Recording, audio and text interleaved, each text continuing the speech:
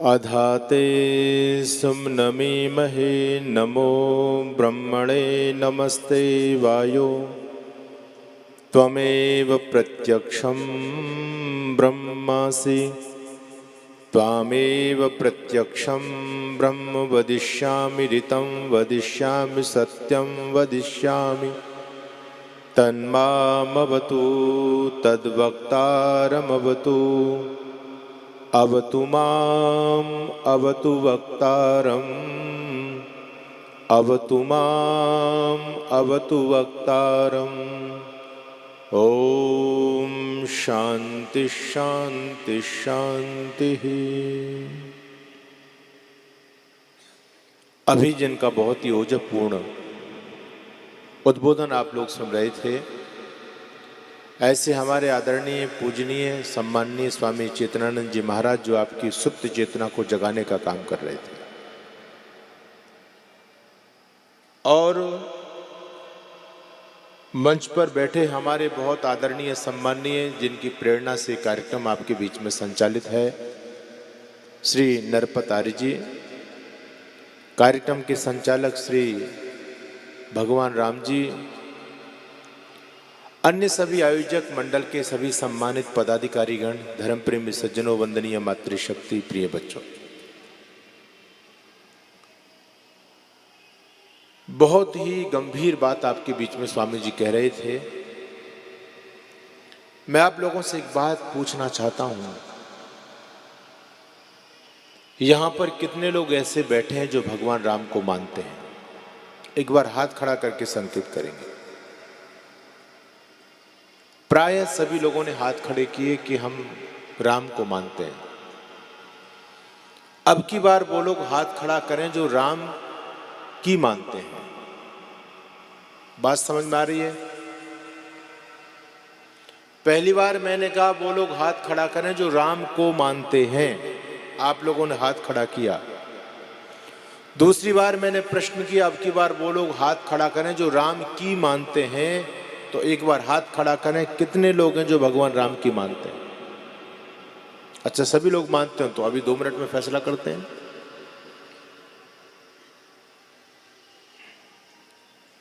हम राम की कहां मान रहे हैं? यदि हमने भगवान राम की मानी होती तो हमारी ये दुर्गति नहीं हुई होती। याद रखना इस बात को। इसकी इको कम करो, थोड़ी गूंज रही है आवाज ज्यादा।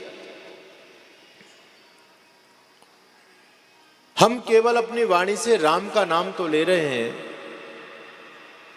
बाहर से राम के नाम का जाप कर रहे हैं, लेकिन अंदर हम लोगों ने रावण को बिठाया हुआ है। आज समाज में मंदिर तो राम के बनाए हुए हैं, लेकिन अंदर रावण विराजमान है। राम की बातें तो केवल कहने में ही अच्छी लगती हैं, करने में तो रावण की ही बात अच्छी लगती है। कहां हम लोगों ने राम को माना? एक विदेशी राइटर ने प्रश्न खड़ा किया है। वो कहता है, ये महान हिंदू जाति, आर्य जाति, जिसका पूरी दुनिया में कभी साम्राज्य हुआ करता था, ये हिंदू जाति दुनिया से समाप्त कैसे हो गई? जिस जाति के पास में वेद जैसी धरोहर हो, जिस जाति के पास में गीता रामायण महाभारत जैसा सद साहित्यिक ग्रंथ हो, और जिस जाति के पास में भगवान श्री राम और भगवान श्री कृष्ण जैसे आदर्श महापुरुष हों, आखिर वो हिंदू जाति दुनिया से समाप्त कैसे हो गई? उस व्यक्ति ने प्रश्न खड़ा किया है। और उस व्यक्ति ने जो प्रश्न खड़ा किया, इस प्रश्न में कोई संदेह वाली बात नहीं, उसने प्रश्न बिल्कुल जायज खड़ा किया है। इसका जवाब मैं आपके बीच में देना चाहता हूं। इसमें कोई संदेह नहीं है कि वेद जैसी धरोहर हमारे पास में है, गीता रामायण जैसा सद साहित्य हमारे पास में है, और भगवान श्री राम और भगवान श्री कृष्ण जैसे आदर्श पुरुष भी हमारे पास में है। लेकिन हमारे पतन का सबसे बड़ा कारण यह है कि इस हिंदू जाति ने भगवान श्री राम और भगवान श्री कृष्ण के बड़े बड़े मंदिर तो बनाए, इस हिंदू जाति ने भगवान श्री राम भगवान श्री कृष्ण के मंदिर बना करके बड़ी बड़ी आलीशान मूर्तियां उसमें स्थापित की। इस हिंदू जाति ने दोनों समय सुबह शाम भगवान श्री राम और भगवान श्री कृष्ण की मूर्तियों के सामने भोग लगाए, शंखनाद किए, घंटे घड़ियाल बजाए। इस हिंदू जाति ने भगवान श्री राम और भगवान श्री कृष्ण की मूर्ति को दोनों समय सुबह शाम लड्डू खिलाए। लेकिन इस हिंदू जाति से सबसे बड़ी भूल हुई कि हिंदू जाति ने भगवान श्री राम और भगवान श्री कृष्ण ने जो कहा वो नहीं किया, उनकी बात नहीं मानी, केवल उन्हीं को मानते रह गए। ये हमारे पतन का सबसे बड़ा कारण है। हमारे समाज में रामायण के अखंड पाठ चलते हैं, आज अखंड पाठ होता है रामायण का, लेकिन आश्चर्य की बात है कि उस पाठ से शिक्षा कुछ भी नहीं ली जा रही। फिर उस रामायण के पाठ का लाभ क्या, मुझे बताओ, क्या फायदा है रामायण के पाठ का? हम लोगों ने तो केवल इतना समझ लिया कि रामायण का पाठ मात्र कर लो, इसी में कल्याण हो जाएगा। गीता जी के श्लोकों का वाचन कर लो, इसी में कल्याण हो जाएगा। और बहुत से लोगों ने यहां तक बहका दिया कि गीता जी पढ़ भी ना पाओ, रामायण पढ़ भी ना पाओ, तो केवल रामायण और गीता जी को घर में ला करके रख लो, इसी में कल्याण हो जाएगा। ये मूर्ख हिंदू जाति तो केवल ग्रंथों को घर में रखने में ही अपना कल्याण समझ रही है।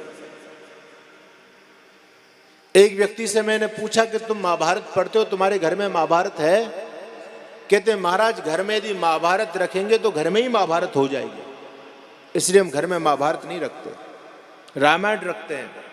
तो क्या रामायण रखने से तुम्हारे घर में राम राज्य उतर आया? सोचने वाली बात है, किस दिशा में हम लोग जा रहे हैं। स्वामी जी की वेदना बड़ी जायज है। ये बात हमने भगवान राम से कोई शिक्षा नहीं ली। अभी लोग आप हाथ खड़े कर रहे थे कि हम राम की मानते हैं। अच्छा बताओ, प्रातः काल उठ कर रघुनाथा, मातु पिता गुरु ना वही माँ था। भगवान राम क्या करते थे? सुबह उठ करके माता पिता गुरुजन जो भी बड़े लोग होते थे, सुबह उठ करके सबके पैर लिया करते थे। आप लोगों में कितने ऐसे लोग हैं जो सुबह उठ करके अपने बड़ों के पैर लेते हैं, उनका चरण छू करके आशीर्वाद लेते? बोलो, एक बार हाथ खड़ा करो। अभी तो राम को मानने वाले बहुत लोग थे, राम के मानने वालों ने बहुतों ने हाथ खड़े किए थे, लेकिन अब तो 2-4-6 हाथ ही खड़े हुए। कहां हम राम को मान रहे हैं आज? दूसरी बात, संध्या का जब समय होता तो भगवान श्री राम दोनों समय संध्या किया करते थे, यज्ञ किया करते थे। आप लोगों में कितने ऐसे लोग हैं जो प्रतिदिन यज्ञ करते हैं? एक बार हाथ खड़ा करो। संध्या करने वाले लोग हाथ खड़ा करो। चलिए धन्यवाद, ये कुछ लोग हाथ खड़ा कर रहे हैं। याद रखना, ये देश केवल जय श्री राम के नारों से बचने वाला नहीं है। ये देश बचेगा राम के आदर्शों को जीवन में अपनाने से। भगवान राम ने पुरजोर पाखंड का विरोध किया, भगवान कृष्ण ने पुरजोर पाखंड का विरोध किया, लेकिन आज राम और कृष्ण के भक्त चारों तरफ से पाखंड में घिरे हुए अपने जीवन को बर्बाद कर रहे हैं। एक मसीहा हमारे बीच में आया, जिनकी जन्म शताब्दी वर्ष हम लोग मना रहे हैं, स्वामी दयानंद सरस्वती। उस ऋषि ने आकर के ये हिम्मत अपने अंदर पैदा की कि मैं सत्य को सत्य कहूंगा, झूठ को झूठ कहूंगा। केवल एक ऋषि जिसने धरती पर आकर के जो भी कुछ बोला वो बिल्कुल सत्य बोला, कभी भी सत्य से समझौता नहीं किया। और तो और, जब आपकी जोधपुर की धरती के लिए ऋषि प्रस्थान करते हैं तो लोगों ने ऋषि से कहा था कि स्वामी जी आप जोधपुर की धरती पर मत जाओ, वहां के राजा का आचरण ठीक नहीं है, लोगों का स्वभाव ठीक नहीं है, आप जाकर के खंडन मंडन करेंगे कुछ अनिष्ट हो सकता है। लेकिन मेरा ऋषि कहता है, अरे तुम कैसी बात करते हो, घनघोर जंगल को काटने के लिए बड़े बड़े कुल्हाड़े चलाने पड़ते हैं, उस तरह से वो घनघोर जंगल नहीं कट सकता। मैं सत्य की रक्षा के लिए अपने जीवन का बलिदान करने के लिए तैयार हूं, मैं अपनी उंगलियों को मोमबत्ती बना करके जलाने के लिए तैयार हूं। और यदि तोप के मुंह पर बांध करके मुझसे कहा जाए दयानंद बोलो, सत्य कहोगे या झूठ कहोगे, तो तोप के मुंह से बंधा हुआ दयानंद यही कहेगा कि मैं सत्य ही बोलूंगा, कभी झूठ नहीं बोलूंगा। लेकिन उस ऋषि से हमने क्या शिक्षा ली? आश्चर्य की बात है। और ये विडंबना केवल ऋषि दयानंद के साथ नहीं है, जो भी महापुरुष आपको जगाने के लिए आया हमने उसको सुला दिया। आदि गुरु शंकराचार्य आए, हमने मार करके दम लिया। कबीरदास जी आए, कबीरदास जी ने जबरदस्त पाखंड का खंडन किया, लेकिन कबीरदास जी को भी नहीं छोड़ा। और ऋषि दयानंद जी के साथ तो जो हुआ आप उस बात को अच्छी तरह से जानते हैं। अगर इस राष्ट्र को बताना चाहते हो ना, तो एक ही प्लेटफॉर्म आपके पास में आर्य समाज का है, ध्यान रखना इस बात का। ये पाखंड जो समाज में बढ़ रहा है, बागेश्वर धाम की कथा में लाखों लाखों लोग एकत्रित हो रहे हैं, लेकिन इस भीड़ से राष्ट्र समाज का कल्याण होने वाला नहीं है, याद रखना इस बात को। क्या फायदा है? क्या मिल रहा है लोगों को भीड़ों से? केवल जय श्री राम के नारे लग गए और आप लोग खुश हो गए कि हिंदू राष्ट्र बन गया। अरे तुम्हारी इस देश में क्या स्थिति है, इस बात को अच्छी तरह से समझ लो। स्थिति कितनी भयानक होती चली जा रही है। ये पाखंड देश की अधोगति का कारण बना था और आगे भी बनने वाला है, पक्की बात है। सरकारें पाखंड को प्रमोट कर रही हैं आज, और वो ये नहीं जानती कि पाखंड का कितना बड़ा साइड इफेक्ट इस देश ने भुगता है। आपको जानकारी होनी चाहिए। पहला आक्रांता 712 में आया जिसका नाम था मोहम्मद बिन कासिम, लेकिन 712 से पहले भी कुछ मुसलमान देश में आ चुके थे। और मैं आपको बताना चाहता हूं, सिंध के राजा होते थे राजा दहर। राजा दहर के राज्य में कुछ अल्लाफी नाम के मुसलमान अरब से शरण लेने के लिए आए। वहां के खलीफा ने उनको खदेड़ दिया। वो राजा दहर के राज्य में आए और उनसे शरण मांगी। राजा दहर ने उनको शरण दे दी। ये बड़ी भूल की राजा दहर ने। कोई बात नहीं, शरणागत को शरण देना हमारा धर्म है, लेकिन ये भी तो समझ लेना चाहिए कि शरणागत कैसा है। राजा दहर ने भूल की, उनको अल्लाफी नाम के मुसलमानों को हजारों की संख्या में सबको शरण दी, और न केवल शरण दी बल्कि जागीरें भी दी, और सेना में उनको नौकरी भी प्रदान की राजा दहर ने। आराम से ठाठ से जीवन जी रहे थे वो विधर्मी इस देश में आकर के। लेकिन जब 712 में मोहम्मद बिन कासिम आया तो राजा दहर ने अल्लाफी शरणार्थी मुसलमानों को सेना में बड़े बड़े पद दिए थे, और राजा दहर ने कहा था कि जाओ, एक अरब का मुसलमान हमारे देश को गुलाम बनाने के लिए आ रहा है, आप जाकर के उससे युद्ध करो, उसको रोको, उसको मारो।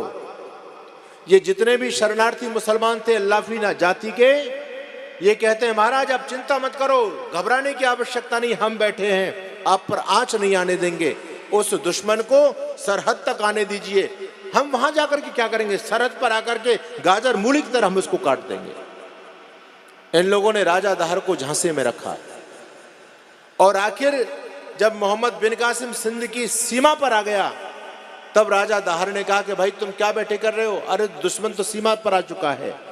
जानते उन लोगों ने क्या कहा? ये कहते हैं महाराज हम उस दुश्मन पर हथियार नहीं उठा सकते, क्योंकि हम भी मुसलमान हैं और सामने आने वाला भी मुसलमान है, एक मुसलमान मुसलमान पर हथियार नहीं उठा सकता। आखिर उन लोगों ने, राजा दहर ने समझाने का प्रयास किया, उन्होंने एक नहीं मानी और अल्लाह अकबर का नारा देकर के मोहम्मद बिन कासिम की सेना में मिल गए। सब लोगों ने गद्दारी की, लेकिन फिर भी राजा दहर ने अपने शौर्य को संभाला, और राजा दहर ने 6 दिनों तक उन विधर्मियों से युद्ध किया। आपको जानकारी होनी चाहिए कितने लोग आए थे, केवल 6000 अरब से, और कुछ शरणार्थी लोग मिलकर के कुछ हजारों हो गए थे। लेकिन राजा दहर डट करके युद्ध करते रहे। उन विधर्मियों के पैर कांप गए थे, भागने वाले थे, मरने वाले थे वो लोग, लेकिन इस पाखंड ने देश की कमर तोड़ दी। राजा दहर भले ही पराक्रमी योद्धा राजा था, लेकिन नंबर 1 का पाखंडी था। वेद ज्ञान राजा दहर के पास में नहीं था।